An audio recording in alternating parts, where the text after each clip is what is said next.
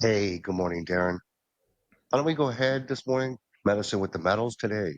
You know, we have our guest, Darren Le Baron. Um, very, very involved with the psilocybin, microdosing, all mushrooms in general space. And why don't we go ahead and let him introduce himself this morning? Good morning, Darren. How are you?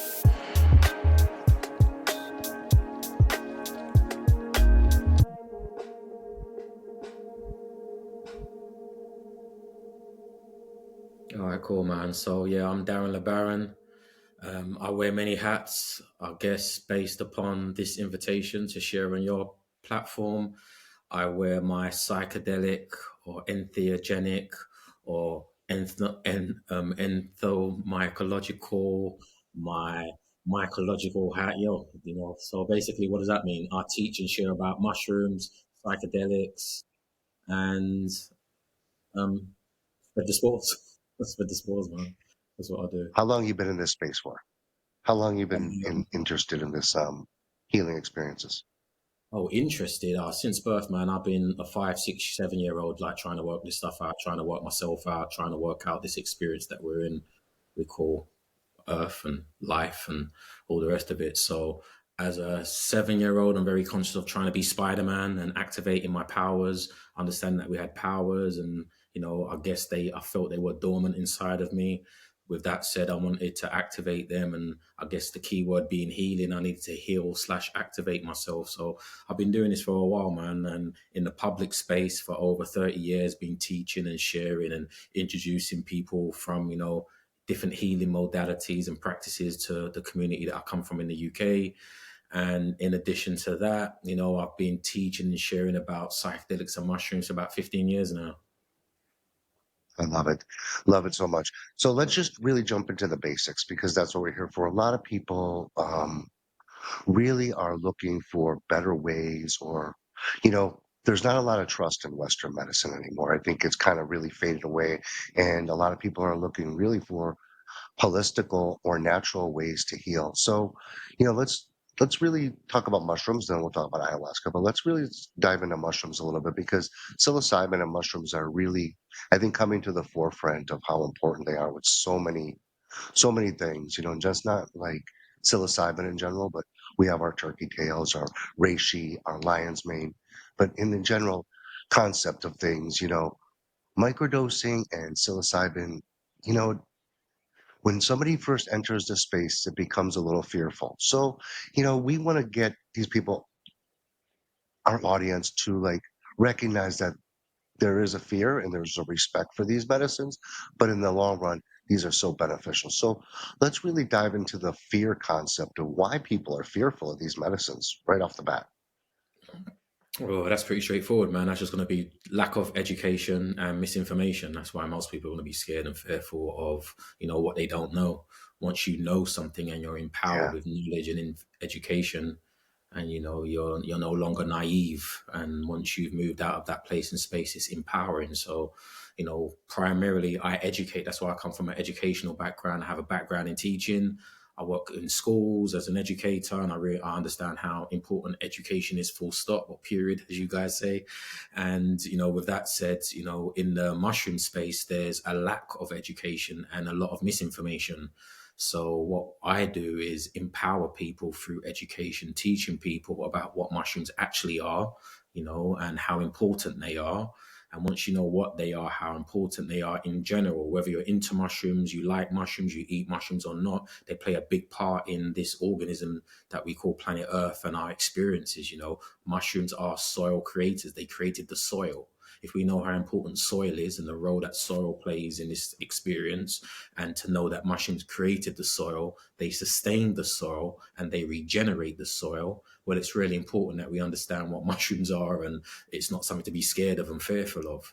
And then moving forward, that we as human beings have got a relationship with fungi that go back to the dawn of time, the earliest people that we know. So I also teach about the history and culture elements to mushrooms, and you find that the earliest people as hunter gatherers and foragers, they've been digesting mushrooms since the dawn of time, since the first humans were out there trying to work this thing out and trying to find food and all the rest of it. So those people are some of the people that I've learned from and studied from, understanding that they are educated and are, are experienced in this space.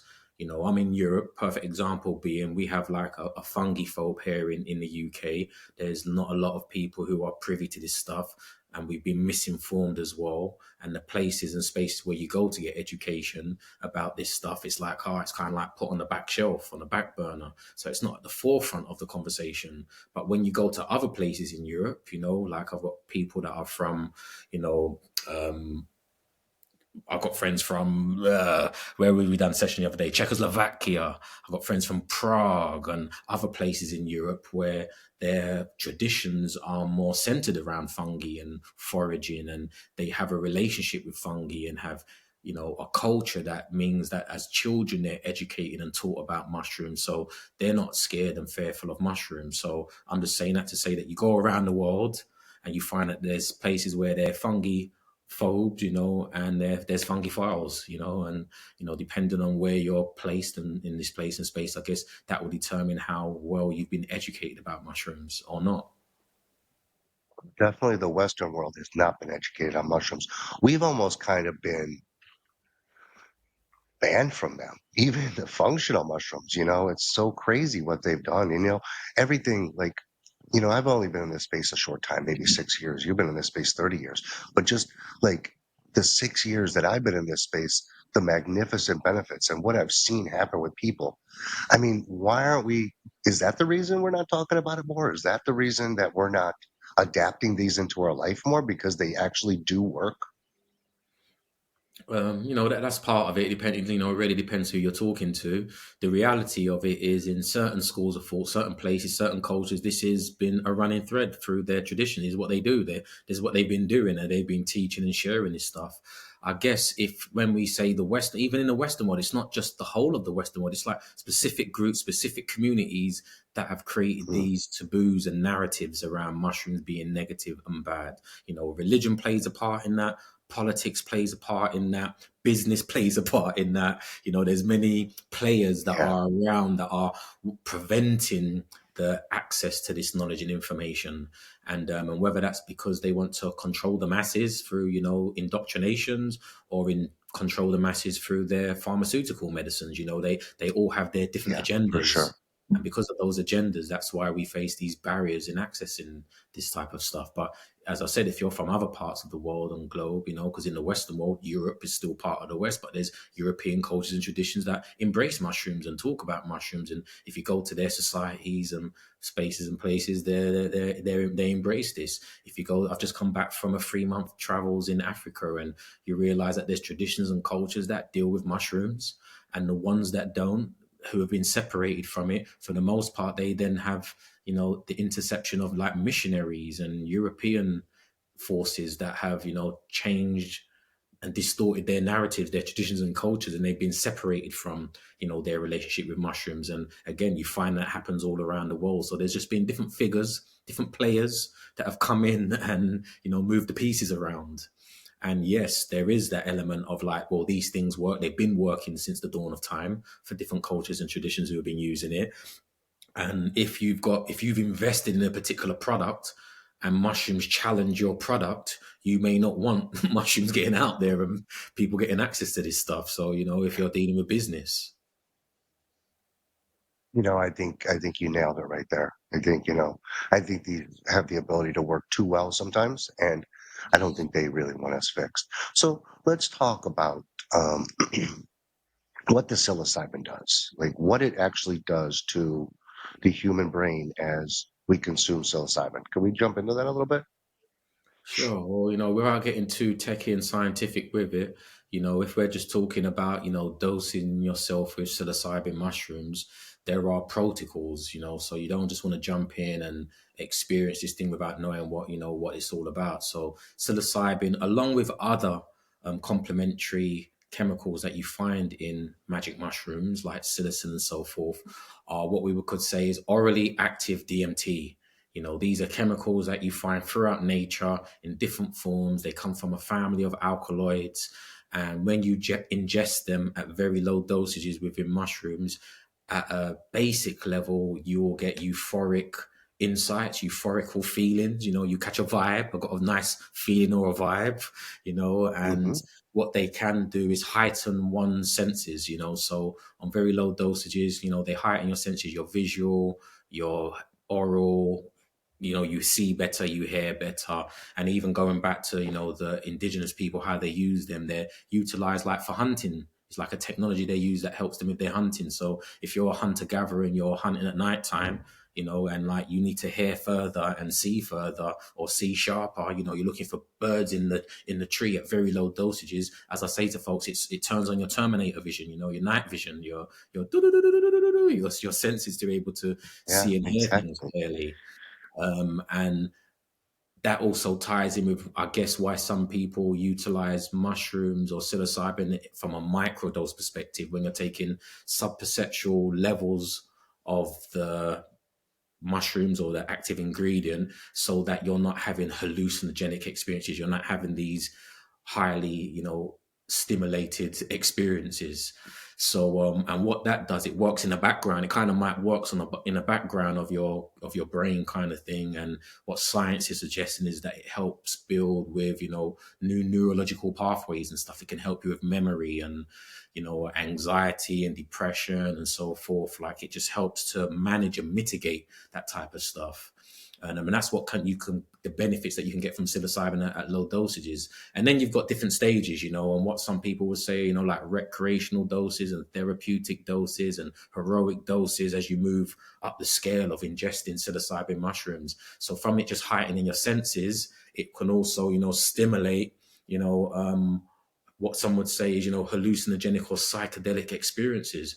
And that's what I understand mushrooms are really about. That's what it's really about, getting into that place and space to have those experiences. And that's when you can get maybe to the root problem or core root problem of some of these challenges that we face, where we might microdose and take those lower dosages. So, there's a spectrum, a scale that you can work with.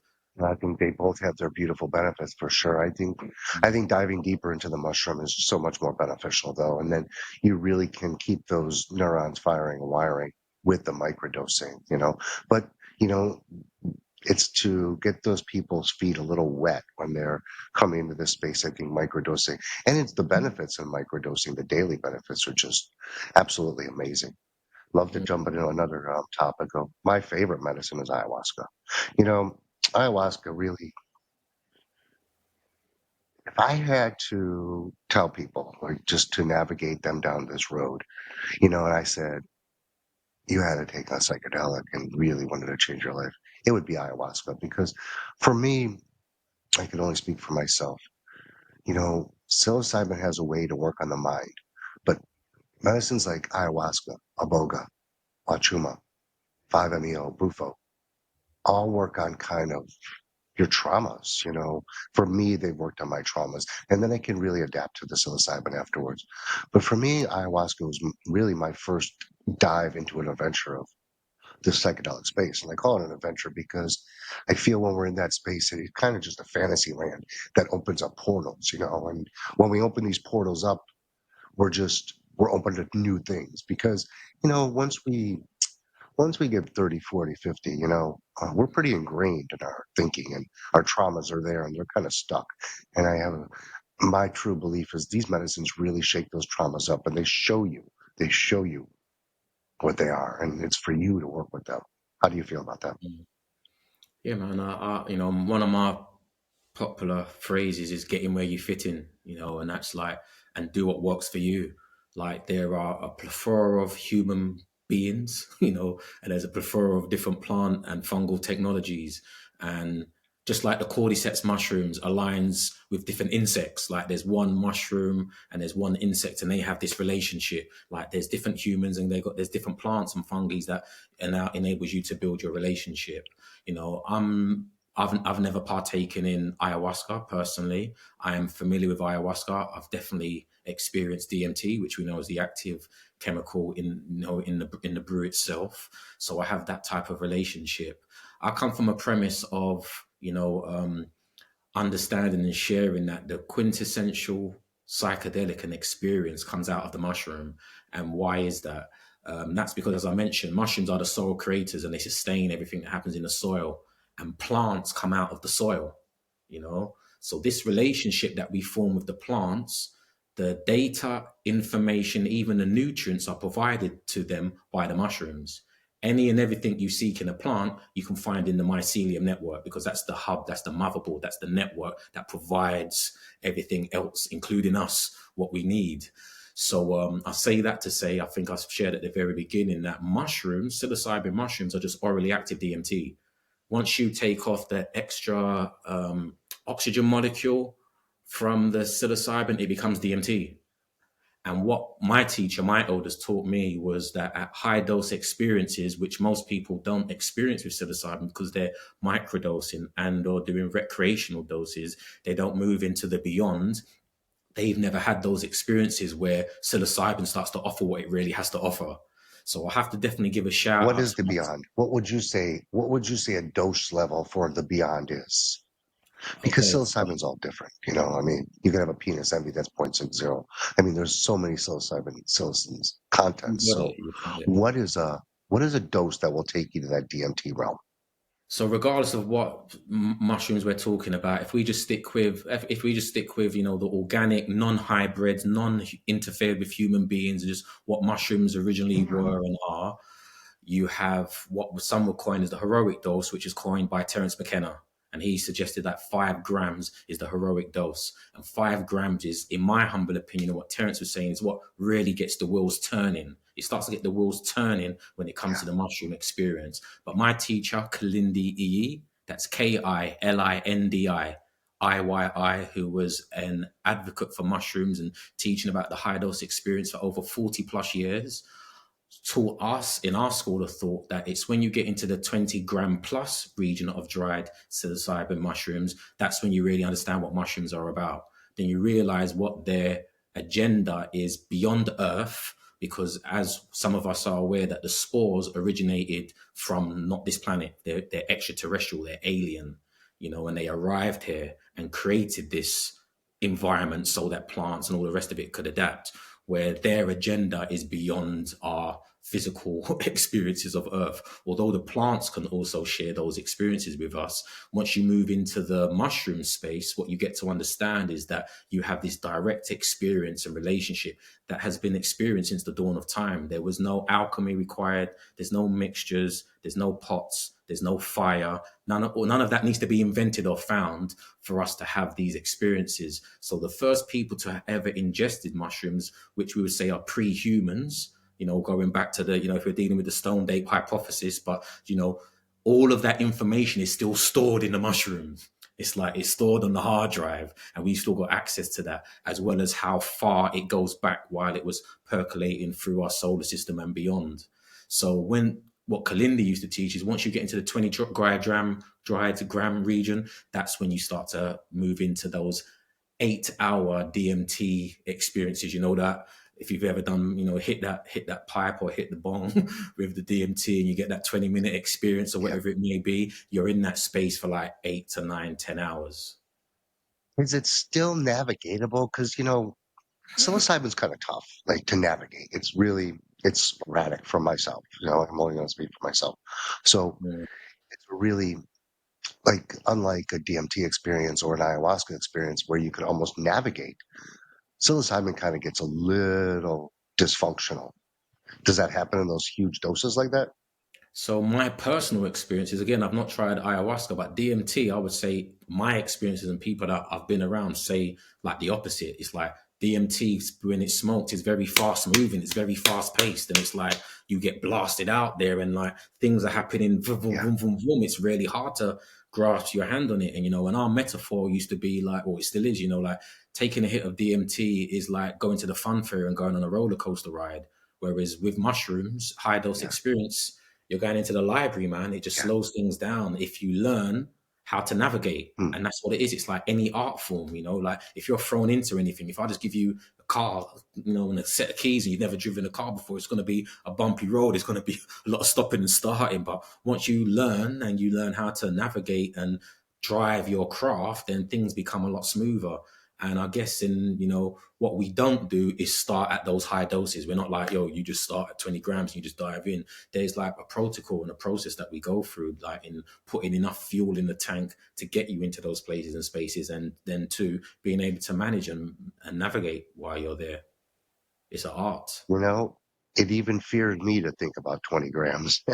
Yeah, I yeah. don't, I mean, that's just a concept. It's just, but now the way you explain it, it's kind of like, okay, maybe it will be a chance one day. I don't know what that fear is. I have no clue. I haven't busted that threshold yet of 5 grams. So, you Mm, know, maybe it's time for that. And I love how you explain how mycelium, I love how, because it's been here forever. It isn't it like it's composites of our dinosaurs, our ancestors. It's the soil. You are so true. It's the soil of everything. And you know, beyond this blue water globe around that spins around, like there is more. I mean, listen, I know there's more. You know there's more. Like, but to get the Western world or Eastern world or wherever world to understand there's more, I think you have to see a different paradigm. When you see a different paradigm, something's different because, you know, I can't see this phone and not know this is not a phone. So when I'm in a psychedelic experience and I see an ancient being or I see something that is so similar to an alien that they have showed me on TV so many times or not, I have to be able to like I've saw that before somewhere, right? Because mm. I had to see that somewhere to be able to visualize that, especially in a psychedelic experience that gets so deep when you really get those trifectas of all kinds of colors and visions and people and elves. And for me, myself, I know there's more, and that the more also led to the unfear of death. The unfear of death is almost gone for me. I just don't fear that anymore. It used to be something I would wake up daily and think about dying. And then I was like, I don't know. I haven't thought about death in many, many years. I think it's kind of like the prize. Well, as you say that, as I understand, these technologies, plant and fungal, are just that. They are, according to the people who they were gifted to originally, when you hear their narratives around what is iboga, what are mushrooms, what is ayahuasca, they are all technologies that enable you to die before you die. They utilize them to practice dying. They utilize them to go to the ancestral realms, to commune with their ancestors and see the unseen. That's what it's for. Yes, we can sort out our anxiety, our depression, our PTSD, and all of that type of stuff. But keep in mind that I don't know how many people in the Amazon are running around with PTSD. I don't know how many people in the rainforest of Gabon are Yeah, running around being heroin addicts. Like, that's not what they're using it you're for. so true, man. And what they say So is true it's all about to that. do with communicating with their ancestors, and that's dealing with death, the Yeah, afterlife. And once you know that it's tangible and you experience it and you know it through experience, then yeah, it's going to yeah, definitely remove certain fears and taboos around it for sure. yeah, definitely. I mean, it's a beautiful thing when you can live life like that. And these experiences just have you done a boga before? Have you sat with a boga? I've sampled but not been on the initiatory dosage and done the 3 day immersion, Yeah, which because is you talk what about that's what it's alkaloids really about. a couple times in this conversation, and that's like 7 alkaloids. I've sat with a boga before, and really, really powerful experience. I think the day after is way worse than going through the experience itself. But I don't think there was anything worse. I still, after 2 years, don't know what that experience told me or taught me. Mm. It did, it did do one thing for me. It really calmed my nervous system down to a level of that I never expected. But besides that, I just don't know what that medicine really, really taught me or told me. So, Yeah, well, but you did talk about alkaloids, and I know that's a big alkaloid. Can we explain alkaloids a little bit? yeah, well, that's not my. I'm not. I don't come from the scientific perspective, and like can break it all down. But Sure. when we're looking at these chemicals, they Yeah. have a relationship with certain receptors on chemicals that we produce in the brain that time with serotonin, melatonin, and they come from this family that enable us to feel relaxed. Enable us to dream. And have these altered states of consciousness, or better yet, enhanced states of consciousness. It's like what some would say is like I've got a cup here, and it's kind of half filled at the moment with coconut water. But once I dose up on these alkaloids, it's would fill up this cup to the point where it may overflow. And once it's flowing over, and once your cup runneth over, you're going to move into spaces and places where you might be having what some would say are psychedelic experiences or hallucinations. Or, like I would say, it just opens up your eyes to what's there that you don't normally see. Where you're at, where I'm at, there's things floating around in the air. There's atoms and molecules that I can't see right now, but once my cup runs over and I've got these alkaloids flowing through my system, it enables one to see these things that are there that one wouldn't usually see. So, this is the role that they play in in the brain, so to speak, on a very simple level. Well, you know, you've mentioned a couple times this isn't scientific, and I don't think people want scientific no more because I think people want real, how me and you talk and communicate. We've seen, a lot of people really want to experience, like you said, relieve their PTSD, relieve their depression, relieve their anxiety, but you're right. They don't have this in those cultures where they've used these medicines forever. They just don't. They're just not there. They're in the Western world because we've created these. We've created these because of the environment we live in. We're living under concrete jungles, concrete walls, watching the TV every day. Just like our connection to self and our connection to each other is gone. Like it's gone. I mean, in the Western world, at least, there's no connection to each other anymore. And I think that's a big missing piece because when we talk about plants and we talk about mushrooms and we talk about that, they're all connectors. They connect, they bring things together. They're, if I'm saying this wrong or right, but I think most plants, 97% have some form of DMT in them. So it should be a valuable asset to us that we're not utilizing as much as we should. And there are so many other mushrooms out there. Like, let's talk a little bit about lion mane, cordyceps, and things of that nature. Do you see the benefits of those, and where do they lie in humans right now? Where, I mean, should we be consuming these mushrooms? Yeah, for sure, man. I think if they're in your environment naturally, by default, that's an indication that you should be eating them.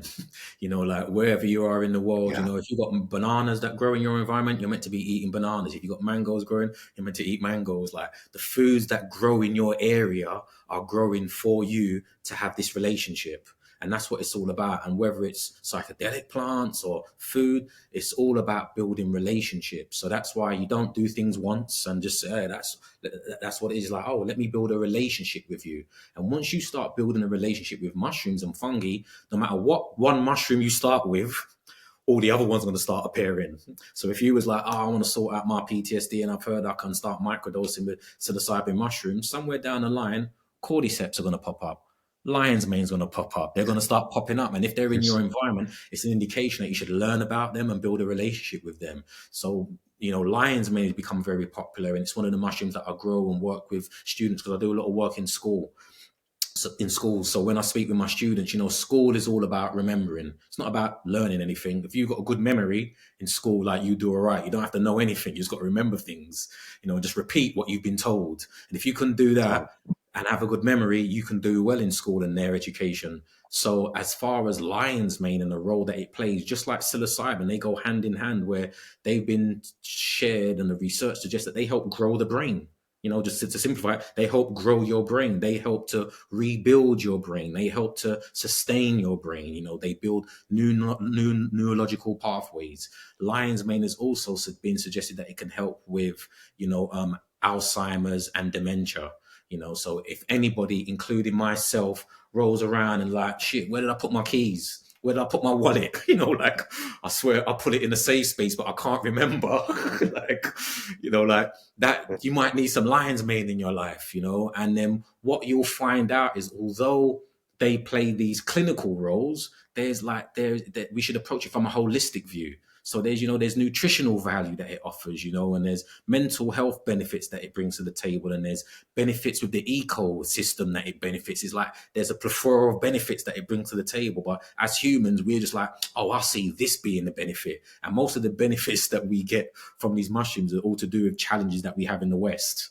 Whatever challenges we have, it's like, and that's why we see them as like, this is our medicine, this is our cure, but they bring so much more to the table than that. So cordyceps mushrooms, because you've mentioned those as well, Are really good. So all these mushrooms have got a range of different benefits, outside of the key ones that they're highlighting. But cordyceps is also good for the immune systems, good for energy. Loads of people back their coffees or their Red Bulls or these caffeine drinks to get, this energy. And, cordyceps is really cool for that. You know what I'm saying? And plays a role in, Yeah. giving one energy. And, even if late at night you want to get jiggy jiggy with it and, your little member isn't doing what it used to do, cordyceps can step in Yeah. and give you a hand. So it has all these other benefits, but cordyceps as a whole, as a species, they're also regulators. I refer to them as Warren G and Nate Dogg.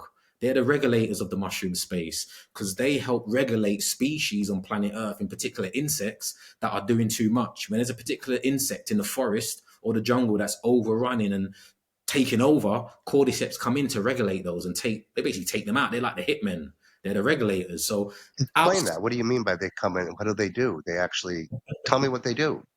So it's What does been the cordyceps suggested, do and in the that research situation? highlights that they take over the minds of the insects that interact and interface with these Huh. cordyceps mushrooms end up digesting them. The spores then take over, on their shell, and as that particular insect rolls around its colony, it also infects other insects with the spores. The spores then eventually turn into mycelium and cocoon, take over from the inside out. They mummify, because that's where the ancient Egyptians got their mummification rites from, observing it happening in nature. But the mycelium then mummifies the insect itself. The insect then starts to travel to the highest point it can find, whether it's the tree or a mountain. It starts to travel upwards. So then eventually it gets to a point where it gets into this cocoon state and a mushroom erupts from its head or from the body itself. And once the mushroom erupts from the head, it produces the mushroom and releases the spores. It enables the mushrooms to replenish themselves or regenerate themselves, but it also then regulates these particular insects that are overrunning their community. So some people say when they hear that, That is it's like, pretty wow, amazing. it sounds like a few movies and TV series that have come out over the last few years, and people want to know, is there mushrooms for humans? Is there ones that would regulate humans? Because is there a species on planet Earth that's doing too much and needs some regulating? And I would say there's definitely one that's right up there. And who knows what the days and times we're living in, if those mushrooms are not observing us, are going to take So over what us. about that's really cool about cordyceps. Let's go on to reishi. What do you feel about reishi? Reishis are also amazing. They're one of the oldest medicinal recorded mushrooms they are. You find them pretty much all over the world. I just came from Barbados 6 months ago and we discovered, or I won't say discovered, new to science at least, reishi mushrooms that you find all over the place in space. And reishi are also good for the immune system in general, blood regulating. So it's good for diabetes. It's good for if you've got issues with sleeping at night, so you want to relax and get a good night's sleep. You might want to get some reishi tea or a reishi tincture and add it to your teas at night to help you relax and have a better sleep. And there's combinations of these, reishi being one of them, that are really good for helping women with menopause and if they've got issues with their menstruation. So, like, again, there's like a long list, endless list, an infinite list of the role that these different mushrooms play. And if you isolate these mushrooms and isolate these chemicals, yeah, we could say this one's good for this one's good for that. But my approach is just get them in you. Like, they should be part and Yeah. parcel of your way of life. You should be eating these mushrooms, drinking these mushrooms, and the collection of them, the collective. It's like a collective consciousness of mushrooms, and you should be getting that in your system as a way of life. And then what you have is a preventative measure. You won't be looking at them as a cure, as a medicine. It'd be like, oh, these are the mushrooms that grow in my environment. These are the mushrooms I'm meant to eat, drink, and utilize. And then what you'll find is that we won't have half of these issues that we're running around with. So, and it takes a little bit of time to establish this in your body too. I think it's not like take one lion's mane and you're good for a week. I think you That's what have I'm to build saying. some kind of respect and It's a you have to build relationship, a like love for any these kind of relationship plants, that a you build. relationship, right? Mm. Hmm. Yeah. And it's something that is so important because these are preventable measures. Is there ever, have you found anything that, because we're really big in this space and we really want to get bigger into the functionals because I think it's so important for people to understand how invaluable these mushrooms are. I mean, they've been here for a purpose, like you said earlier, just to get people to, you know, I'm jumping all over the place, but just to get people to understand and build a relationship is just the beginning, because we don't know. A lot of people don't know. They just don't know, Mm. and educating and informing is such a beautiful thing. But you think there's people that should not do mushrooms? Yeah, well, depending on what mushrooms we're talking about, and like anything, there's pros and cons, to any and Let's everything that talk you just put in functionals right now. Functionals being non-psychedelic. Non, let's your. let's just talk about non-psychedelic mushrooms, the lion's mane, the cordyceps, the olive. You think there's you think there's people that should not take those?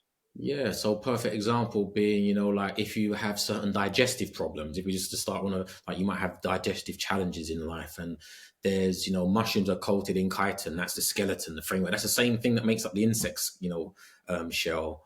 And that can cause unsettling problems in the stomach, can encourage your digestive problems or digestive challenges. So these would be, that's because obviously most people will be ingesting mushrooms. So that would be something to consider. There are mushrooms because of their, the way that they work in being processed through the body can be challenging to the livers and kidneys. So again, it's like, and if you have a problem in general in filtering these things out, then you need to be conscious of that.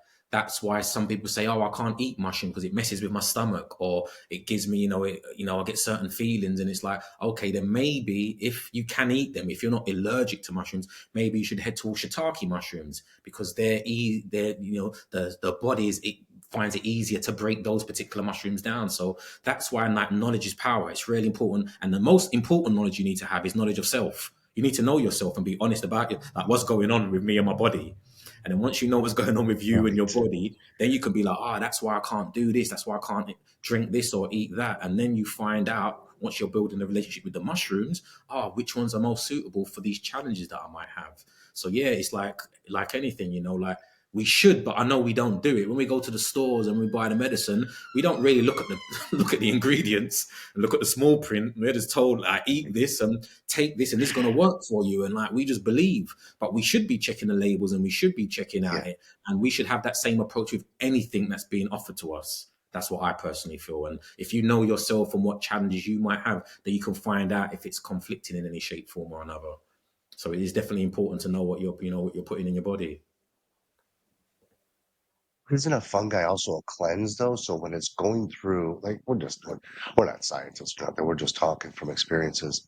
Like, isn't it more of a cleanse though when it's going through that system and your guts kind of? Ooh, oh, oh. I think it's cleaning some stuff. I mean, that's at least how I feel. It's like it's Yeah. getting some shit out of there But if you don't have, stomach cancer or because it something like that, moves. it's great. But if you have like a Yeah, real challenging, yeah, this is what I'm saying. It's like psilocybin mushrooms. If we go there, it's like, oh yeah, it can be amazing and great. But if you have underlying,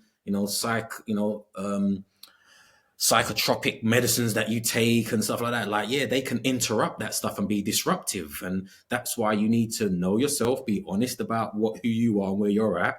And if it's like, yo, I have stomach issues, and then you take mushrooms and it's like triggering your stomach issues, then you might need to explore what that is. But like you said, if you take mushrooms, like, hey, I feel lighter. It's lightening my load. I feel like I got a new spring in my step. And that's why I said at the very beginning, get in where you fit yeah. in. It's about being honest and how this stuff is working with you. As I said, I've got people around me that when they eat mushrooms, it messes up their stomach. And I guess like they're the one in the every 200 people who, when they digest mushrooms, it messes with their stomach and or it messes with their kidneys. But you could be that one in 200, that one in 500. So that's why it's important just do your Googles before you jump in head first. Sample and check and see and be honest. Like, yeah, I've done it. I feel amazing. Continue doing it. If you do it and it becomes challenging, then take your foot off the gas and like look at another alternative. Absolutely. So you're a speaker, you're a forager, you're very knowledgeable in this plant medicine space. What other natural holistical ways do you really believe in? Well, the easiest and simplest that I know, I don't have to believe, I know this, Mark, is getting out in nature. I come from a Yeah, horticultural background, and I get young people and people in general that are living in this concrete jungles and get them out in nature. I'm sure Yeah. you know me because you're in a beautiful place and space by the looks and sounds of it. If you take your shoes and socks off and Yeah. you walk on the ground and you get in the forest or the jungle and you're in and around trees, that in itself is a healing, holistic experience. Science has suggested, your You feet on the know, soil, he, he, touching he trees, feeling trees is healing within itself. You don't need to ingest anything, but nature, just breathe. he brought a really remarkable memory back to me when he just said that. Like, man, I used to love to be in nature when I was a kid. I used to love the forest preserve. Used to love to be out there, smell all that. And, we get away from that. And, Mm, one mm, thing really gratifying right now is leaving the States or leaving the countries and coming here to where, there's nature and there's no media in your face and there's no news. And, we're just eclipsed with so much negative, negative, negative that I, our biggest goal is to educate and to get people to understand there's a better way to live. There's a better way to wake up every morning, to be angry at everybody, to be, everybody wants to win. You know, what is there to win at the end of the day? What's there to win? What are we going to win? Death? It's mm. kind of crazy. I get emotional about it because it's so easy. It's so simple, but yet we make it so hard. Yeah, man. Yeah, man. When I just came from the Southern Africa, I spent time with the Bushmen, the first people, Adam and Eve, the first humans that we know on planet Earth. And so from the outside, people, I was over there and people are like, are those guys all right? It looks so primitive, that it looks so minimal, like, are they happy? And I just laughed. I'm like, are they happy?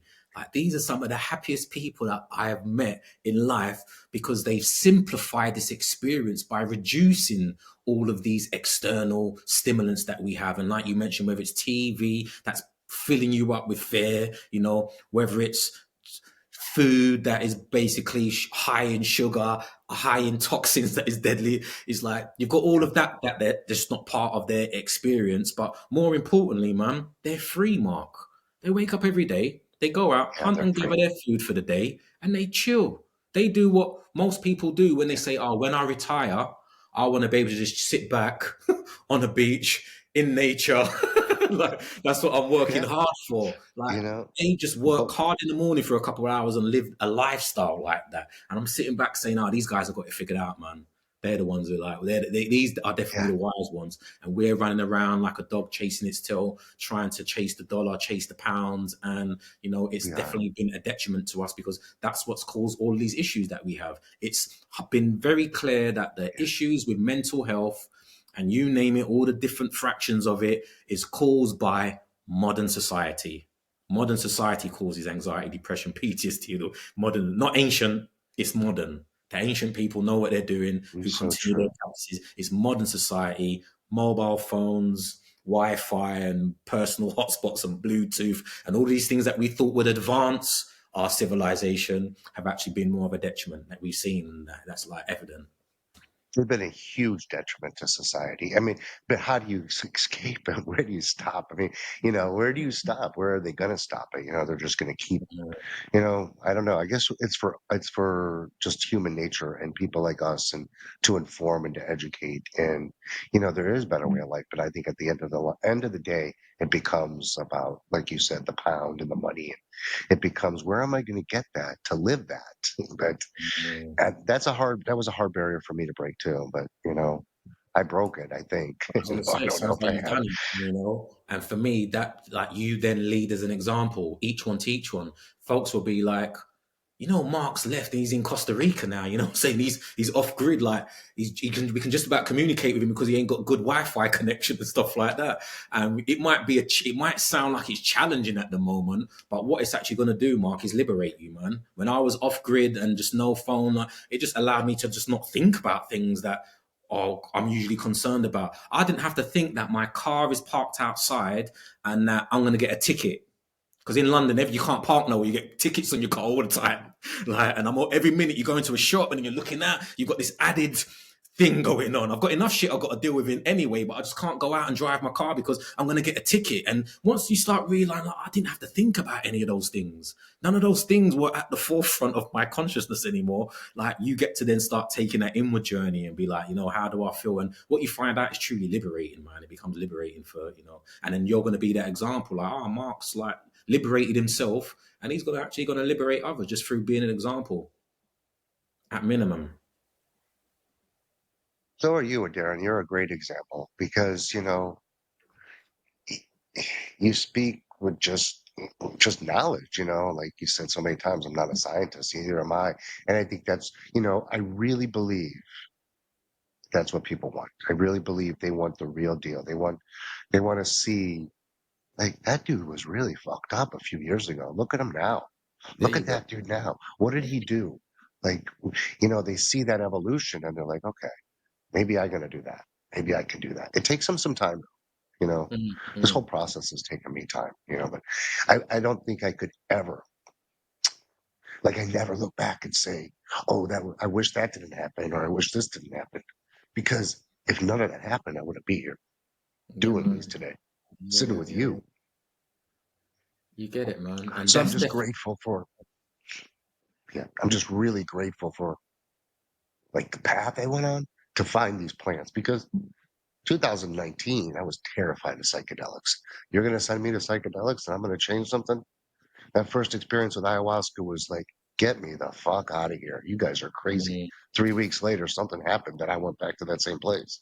So mm, something snapped and something like showed me something that like Western world medicine didn't show me, therapy didn't show me, alcohol didn't show me, drugs didn't show me. It showed me. And it's mm, beautiful. mm, mm. And it is. And just like you said, Mark, man, I echo what you're sharing because, sometimes we think bad things are happening in our life. We have these challenges, but like it's really kind of molding and forming you into becoming something because we've got to remember that we're still becoming something. We've not reached a peak as Yeah. humans and as You never have. individuals. We're Yeah. forever growing. And, as a mushroom cultivator, you realize this, that mushrooms fruits, the fruiting body, mushrooms fruit after a stress, after a trauma. They reproduce themselves. They grow after there's been a drought, after there's been a flood, after there's been some kind of challenge. That's when like they're like, yeah, Yeah. yeah, there's been a forest fire, morels are popping up everywhere. You know what I'm saying? It's like, Sure. like Eli. you would think, oh shit, this is traumatic. There's a fire, but mushrooms, they love it. Yeah. And that's what we've got to understand. Like just our role in this whole thing of this experience of Gaia or of Mother Earth, call it what you want. That we have to go through those challenges, but the goal is that we learn. We have teachers, elders, or a village that supports us, so we can mitigate those challenges. So they become less impactful. They become less traumatic, and like you learn from them. And I guess that's what all the bloody school books that I read were trying to teach us. All the Three Little Pigs and Little Red Riding Hood, and there was and down to the movies that we watch now. There's the hero, and then there's a villain. You can't have a movie with a hero without having a villain. You can't be a Neo without there being a Mr. Smith. Like, and once you understand this yin yang relationship of good and bad, and the ups and the downs, and the ebbs and the flows, then you don't look at your challenges as like, why this is wrong, this is bad. It's like, okay, what am I getting from this? What am I learning from this? What can I take away from this to make shit greater later? To move this forward. And that's what this experience is all about, man, of humans and life in general, I think. It is because, we all think 16, we learn something 7, fuck up as much as you can at 16, 17, 20, 30. Keep just screwing up because the more you screw up, they're lessons. Lessons. Everything's a lesson. You got to learn it. Now, if you don't learn it, you're going to circle back and you're going to do it again until you learn it because Mm, that's just evolution. That's just where we are. That's just nature because you can't learn it until you learn it. So it's always going to be a lesson. I'm 58 now, and I'm like, well, am I done yet? No, I'm never fucking done. I ain't going to be done till until I'm burned and buried, So, mm, I just like, and the older generation ask all the time, are you ever done?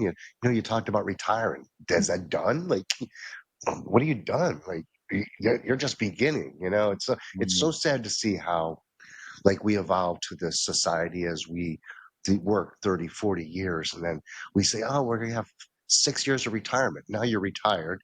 You're sitting there in your home wondering what you're going to do. You buried up all this money, and what did you do with your life? Really, what did you Mm, do with your life? You work for a corporate world who, you bought the house, you live the American so-called dream, but is it really a dream? I look at elders now, and like my father and my mother, and I ask them, I say, what would you do have changed? What would you do have changed? They would have done a lot to change. They tell me so mm, many things now, but they're so stuck in their ways. So it's really hard to get them out of that ways. That's what's really interesting to me now. And I've noticed it a lot more recently in the last few years, how many more elders, like in the 70s, 80s, are coming to psychedelics. I mean, they're consuming these psychedelic mushrooms and going on the ayahuasca experiences. I wouldn't recommend this to all of them. But after they get off these experiences, they're like, wow, mm, mm. what I missed out on in life, Yeah, And it's yeah. just beautiful that they're that they're giving themselves the ability to do this. Mm. Well, as you say, share that, it makes me think of a documentary that you can find on YouTube. And I can't remember the exact title because it's a title and a subtitle, but it's along the lines of understanding psilocybin. And they're exploring, documenting the trials that they've done with those cancer patients in the States and in the UK as well, that were at the last stages of cancer and being told that, hey, you got 3, 6, 9 months to live and you're out of here. And that revelation in itself gave them anxiety, depression, and they were in these extreme states of mental health challenges without their physical challenges being addressed. And with that said, they're like, yo, but as a last result, should I say, maybe you should try these psilocybin mushrooms, because it's been suggested that it might help you with having a better quality death experience. So they're like, well, what do you mean? It's like, take the mushrooms and find out, because it's not something that you can explain, as you would know. When you're asked to explain your experiences, it sounds weird and far fetched. But you see testimony after testimony after testimony of these cancer patients coming back saying, hold on a minute. Hold on a minute. The family are scared, their family members are scared. And like, was everything all right? And they're like, yo, I'm going to be A-OK. There's like an after party on the other side waiting for me. I'm more concerned about leaving you guys behind in all this chaos and mess that, we're in. I'm going to be all right. And they have a better relationship with their death. But what also comes out of that is, yo, why did I have to wait till I was on my deathbed to have this experience? Do we need to be on our deathbed? Does it need to be at the end when it's, we've gone through all the bullshit to then realize that this was actually our birthright? And in fact, as you know, if you're dealing with ayahuasca, if you're dealing with mushrooms, if you're dealing with iboga, you find out that this is introduced to those communities through as a rites of passage from childhood, through puberty. You're not faced with these challenges that we have in the West and not knowing how to deal with it, until you're on death's bed saying, no, you got cancer with 6 months to live. Now give it a go. And that's like highlighting, like, yo, why did a lot of people will say the same thing? Why did I have to wait? Why did I leave it? I've had many elders in my community say the same thing, like, shit, they've been in their 60s and 70s doing it for the first time and be like, man, did the system do one over me? In making me think this was bad, this was negative. I Yeah. was I was going to be poisoning myself, like whatever it is that they believed. And like once but all you can do is be a living, breathing, Oh, walking example. yeah. So beautiful. And I think we're getting there. I think we're slowly evolving to that point because I really feel that people are tired and people want to be like, there's a lot of us. There's a lot of me and you and all of us coming out, and we're like, dudes, ladies, gentlemen, we can change. We can really, really change. Yeah. So, Darren, let's talk about a little bit before we end here. Let's talk about where we can find you at, like some recommendations you have for people. And, you've been a great conversation. I'd love to get you on again. Um, but let's tell people where we can find you at, how we can find you, and, some highlights to end this show. Yeah, yeah, yeah. Cool. Well, it's really straightforward, man. My name is Darren Le Baron. And if you type in darrenlebaron.com, you're going to be able to get to my website. And on the website, you're going to be able to get to all the social media links and all the rest of it. I'm on Facebook, Instagram, YouTube, and all the rest of it. And on my platforms, you'll find out that I do talks and workshops all around the world, teaching people primarily about psychedelics in Africa, the untold story. I also teach people how to cultivate mushrooms. I have a webinar series, two webinar series. One's a cultivation one, and one is dealing with some of the research that I've delved into with psychedelics in Africa. So that's like fundamentally what I stand on. But, I do a range of other things, man. I'm in and out, different communities, working with young people, elders, refugees, you name it, like all the different titles that they've given these different groups, and just educating them, empowering them, and trying to give them access to this knowledge and information so they can make decisions for themselves out here, man. So if you go to my platform, you can find out all these different activities that are taking place. But I would definitely say and encourage you to check out my teacher if you're interested in the, mushrooms as a whole, but specifically psilocybin mushrooms and this high dose experience that, I was making reference to.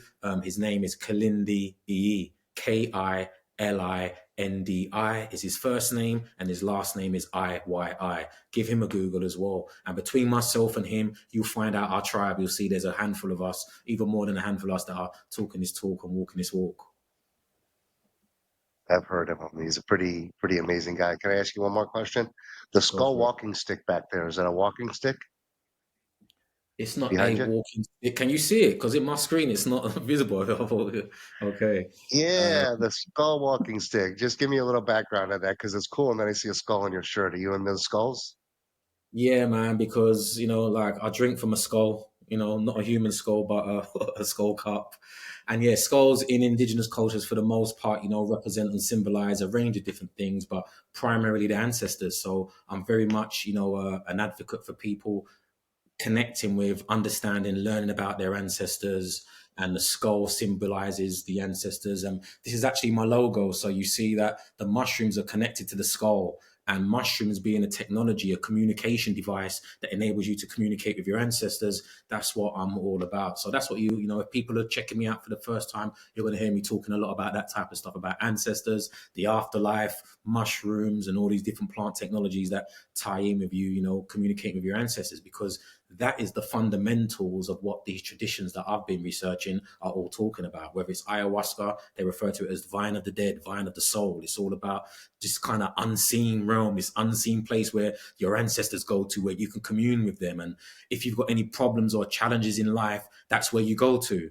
Although, like in the here and now, we have range of different ways of communicating with each other from the phone, and we've got these spiritual ways of doing it. People go for tarot readings and clairvoyance and all the rest of it. But the plant technology is what these traditions say that they were dealing with first. This is where they were inspired to develop these other things. So the skull represents the ancestors, and that's like the ET phone home, man. It's your first point of call where you should be calling when you got shit going on in your life that you want to sort out.